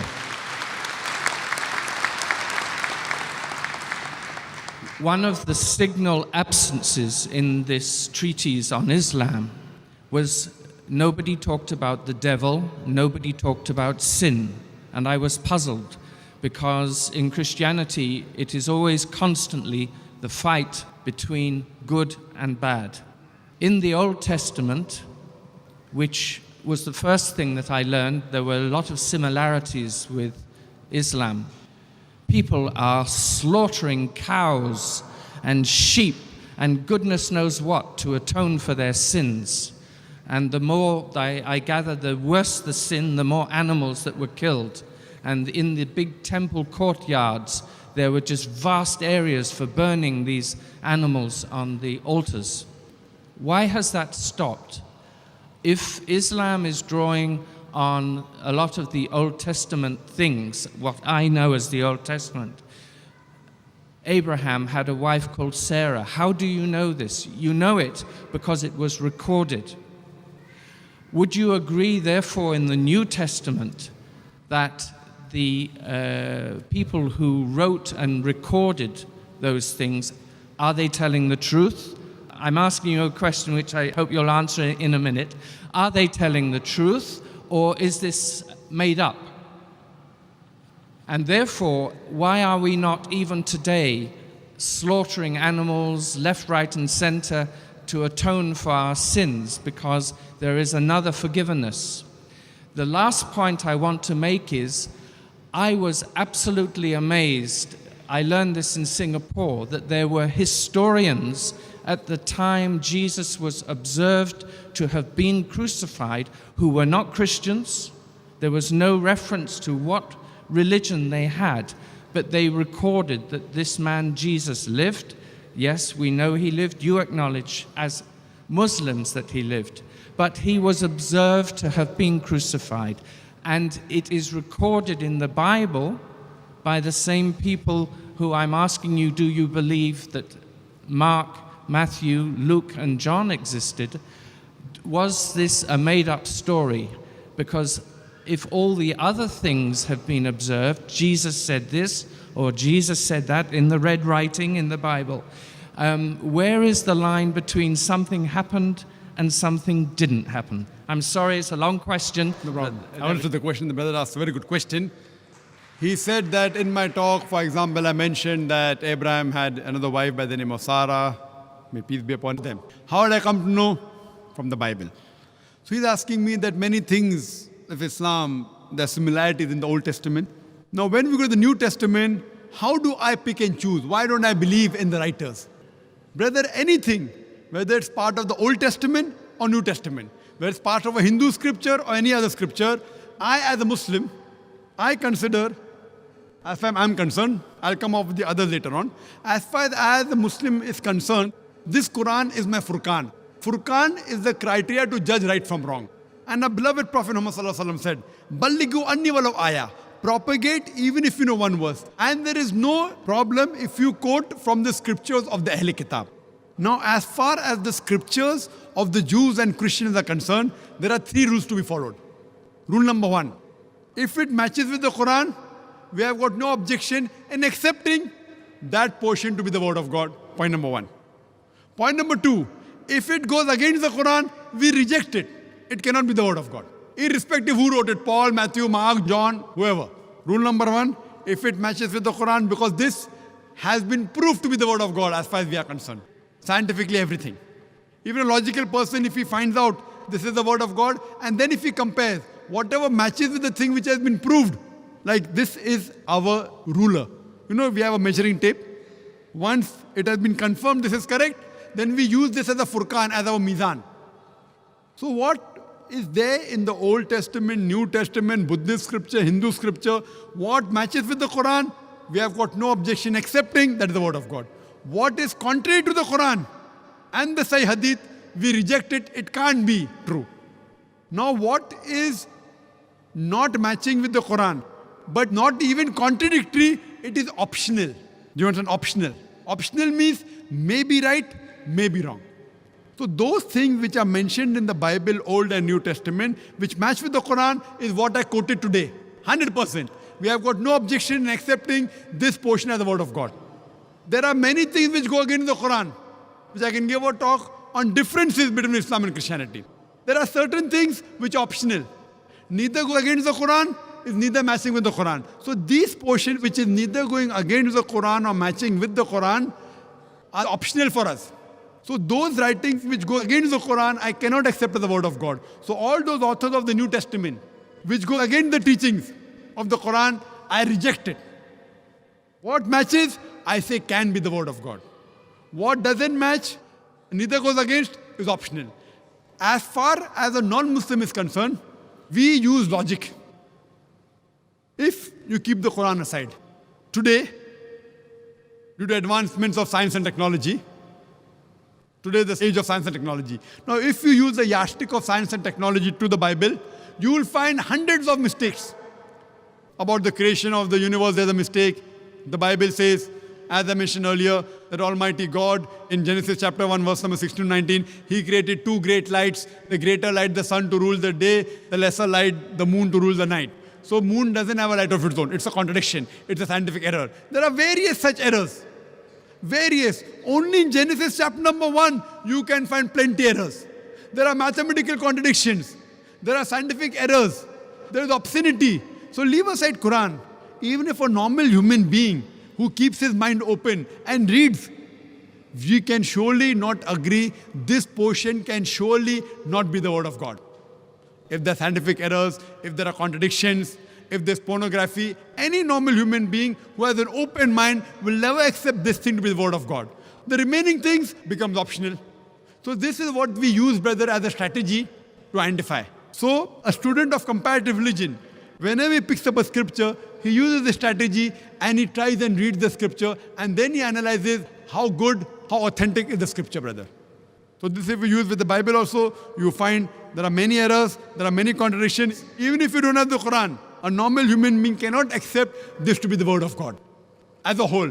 But because Quran says that there was a revelation given to Jesus Christ, peace be upon him, what we say, that portion which matches with the Quran, we have got no objection accepting as the word of God. Hope that answers the question, brother. It partly answers the question. The point I was trying to get to was about sin and the devil. The point I made was, in the Islamic literature I was given, there was barely any reference to sin, the forgiveness of sin, the condemnation that we would all feel if we had no way to be forgiven for our sin. This was one part of the question. Yes, therefore one question at a time, it will be better. Yes. As you told that you gave a short speech, I was trying to cover as much as I could. I apologize for my long question. No problem, brother. So brother asked a question that the literature that was given to him, that literature did not contain sin. So I don't know which literature was given to you. But if you read the Quran also speaks about sin. It speaks about hell. It speaks about punishment. Now the literature that was given to you may be a particular topic. Like today's talk, I never spoke about sin because the topic was similarity between Islam and Christianity. But I've given other talks which speak about sin. So the literature that was given to you, brother, was maybe dealing in a particular specialized subject. It may not be dealing with sin. But to say that Islam doesn't speak about sin is wrong. So Quran, like the Bible, also speaks about sin. But the difference in the Bible and the Quran, what the church teaches about the original sin, Quran doesn't believe in that. Which I gave the answer earlier, which I don't intend repeating, that nowhere does the Bible speak about the original sin. It is the teaching of the church. So Quran does not speak about original sin. And like the Bible, as Bible says in Ezekiel chapter number 18, verse number 20, that the soul that sins shall die. The father shall not bear the iniquity of the son, neither shall the son bear the iniquity of the father. The righteousness of the righteous shall be upon him. The wickedness of the wicked shall be upon him. Similarly, the Quran says, no bearer of burden can bear the burden of others. If you commit a sin, you will be responsible. No one else can bear the burden. So Quran also speaks about reward, speaks about punishment, speaks about sin, various things. In my talk, though I didn't mention sin, but indirectly I did mention also about sin. If you have alcohol, it's a sin. If you have pork, it's a sin. If you do adultery, it's a sin. But I was speaking in the positive aspect. Don't have alcohol. Don't have pork. Don't do adultery. So even the Quran speaks about sin. Hope that answers the question, brother. The next question from the slip is from Brother Sven Bensler. You mentioned a lot of references of the Bible. What about John 10:30? The Father and me are one. The brother quoted a verse of the Bible, Gospel of John, chapter number 10, verse number 30, the Father and me are one. It is not the Father and me are one, it is I and my Father are one. It's not the Father and me are one. Now this quotation, I and my Father are one, to know what it is, you have to know the context. You have to understand the context, that I and my Father are one. To know this, you have to go a few verses earlier. If you read Gospel of John, chapter number 10, verse number 23, it speaks about the context, that the Jews, they entered the temple in Solomon's porch. Verse number 23. Verse number 24 says that the Jews came upon Jesus Christ, peace be upon him, and they asked him, how long dost thou make us doubt? If thou art the Christ, tell us plainly.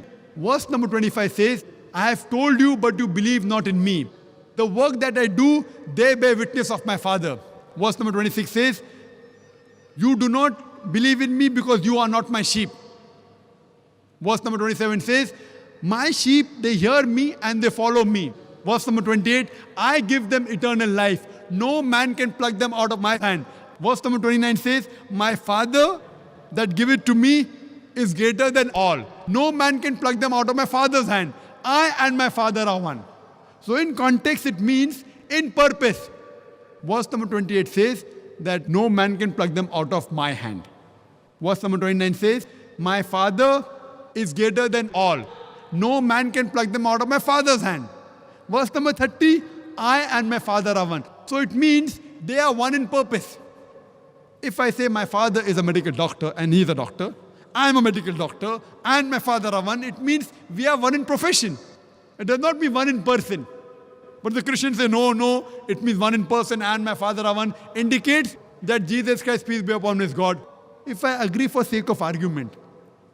Further, if you read in the Gospel of John, chapter number 17, verse number 21, Jesus Christ, peace be upon him, says, my Father is in me and I in thee. He tells his apostles, to his 12 apostles, my Father is in me, I in thee, and we are one. The same one is used here. So do you mean to say there are 14 gods now? Father is in Jesus Christ.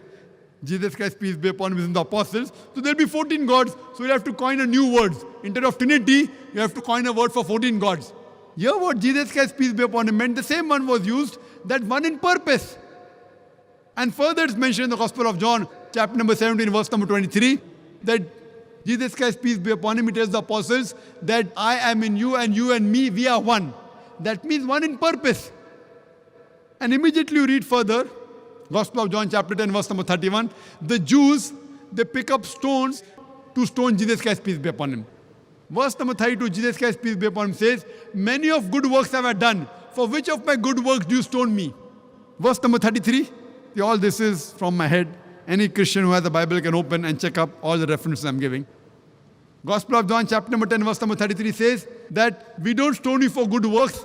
You being a man, you blaspheme saying I am God.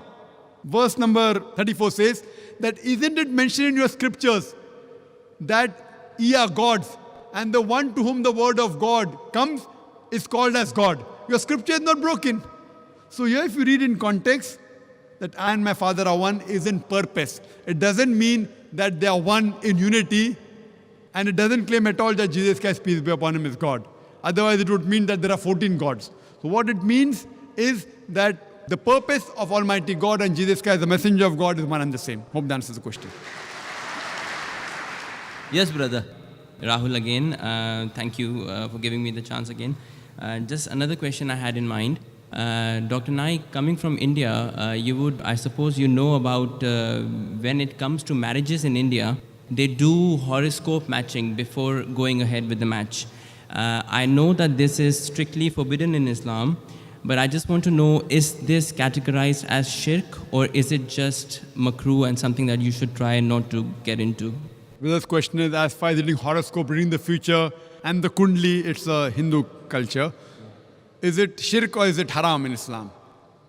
Is it only simple haram or shirk? It's mentioned in the Quran, Surah Ma'idah chapter 5 verse 90, about fortune telling. It's haram.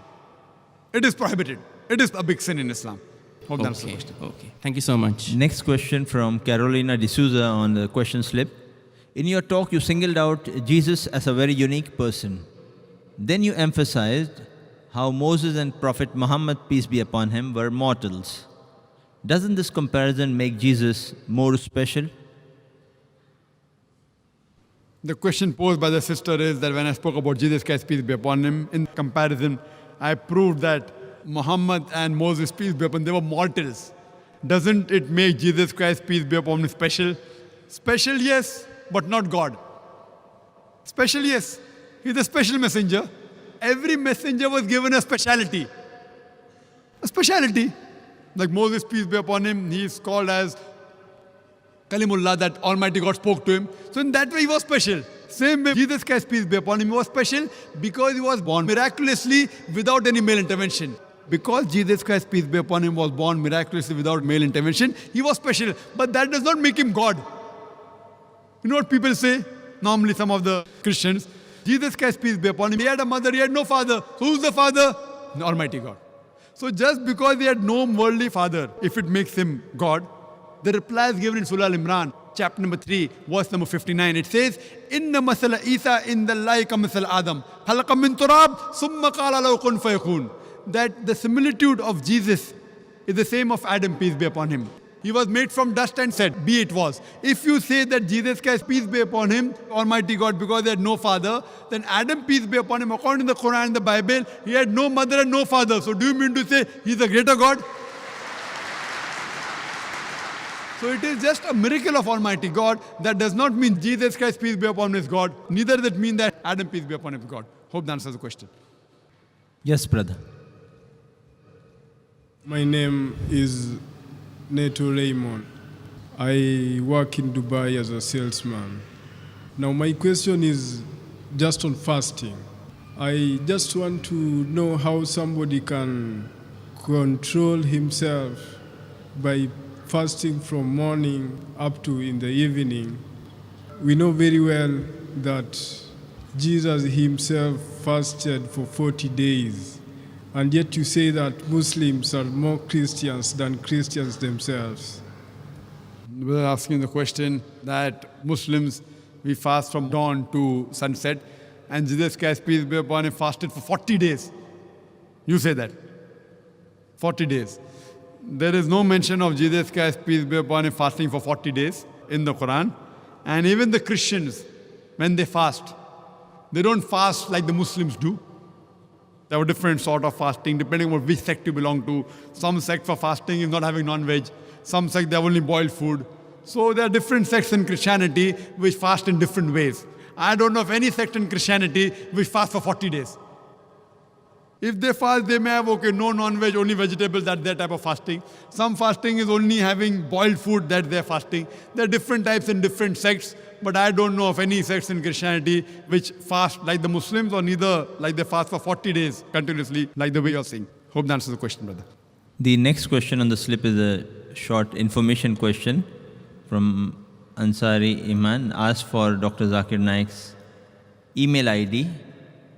The email ID, Foundation Islam @irf.net, and my personal ID is zakir@irf.net. You can go to our website www.irf.net. IRF is a short form of the organization Islamic Research Foundation. Hope that answers. Where do you get your books sold in Dubai? Which bookshops? From Zina. You can go on the net, and alhamdulillah, all the books are available on the net. It is free for downloading. There are a lot of material for dawah. There are books available. I don't know the address where it's available in Dubai, but there are available if you go to Bombay, I know, and here there are some people who have reprinted. I personally don't know the address, but you can go to the website and surely download all the material on the net. It's for free. Yes, brother. Short question in 2 lines, please. Yeah. You see, we believe that Amantu billahi wa kutubihi wa rusulihi, this is in Islam. Is it the same in Christianity? Do they believe in our prophet and do they believe in our book, that is Quran? As the question, what he quoted is the verse of the Quran which I quoted in my talk from Surah Baqarah, chapter number 2, verse number 177, that to believe in Allah, believe in the last day, believe in the angels, believe in the books, and believe in the messengers. He's asking that do the Christians also believe in the messenger and the books? Yes. What the Christians believe, the Jews, Christians, and Muslims, the Jews believe in all the prophets that came before Jesus Christ, peace be upon him. The Christian, they take a step forward and they say that we also believe in Jesus Christ, peace be upon him, and the Injil. So all the prophets, what Jews believe, the Christians believe, but they believe in additional prophet by the name of Jesus Christ, peace be upon him. What the Muslims do, we take a step forward and we say believe in the last and final messenger, Prophet Muhammad, peace be upon him, and the last and final revelation, the Quran. So all the messengers with the Christians believe, and all the messengers and the books the Christians believe, we Muslims believe. But the Christians do not believe in the last and final message, the Quran, and the last and final messenger, Prophet Muhammad, peace be upon him. So we tell them, take a step forward. There is prophecy of the last and final messenger, Muhammad sallallahu alaihi wasallam, in your scriptures. Take a step forward and accept him and come to the straight path of Dinul Haq. Hope that answers the question, brother. With the last question of the day from Brother Muhammad Uwais, one of my non-Muslim friends asks about verse 9:29 of the Quran, where Allah orders to fight against non-Muslims until they believe. He asks, is it not arrogance? One of the non-Muslim friends has asked this person, is it not arrogance? The question posed is, the verse of the Quran says, fight until they believe. Is it not arrogance? You have to read in context. If you read the context, it says that fight until there is no transgression. But once the transgression is over, we have to stop. So if you read in context all the verses of the Quran that speak about fighting, including Surah Tawbah, Surah Anfal, immediately after it says that peace is better. Even Surah Tawbah, chapter 9, verse number 5, that fight wherever you find the kafir in the battlefield, it says, but if the mushrik wants peace, don't just give it to him, escort him to a place of security. So all the places that talk about fighting, that is jihad fi sabilillah or qital fi sabilillah, it mainly, if you analyze, it is in the battlefield that are fighting, or what are doing qital is against oppression, is against transgression. It also continues that if they want peace, peace is the best. So you have to read in context and then you understand the real meaning. Hope that answers the question. Wa akhiru da'wana alhamdulillahi rabbil alamin. Brother Arif Gulpar will propose the vote of thanks. Bismillah ar-Rahman ar-Rahim. I really have the pleasure to thank all of you, dear sisters and brothers, for being here tonight.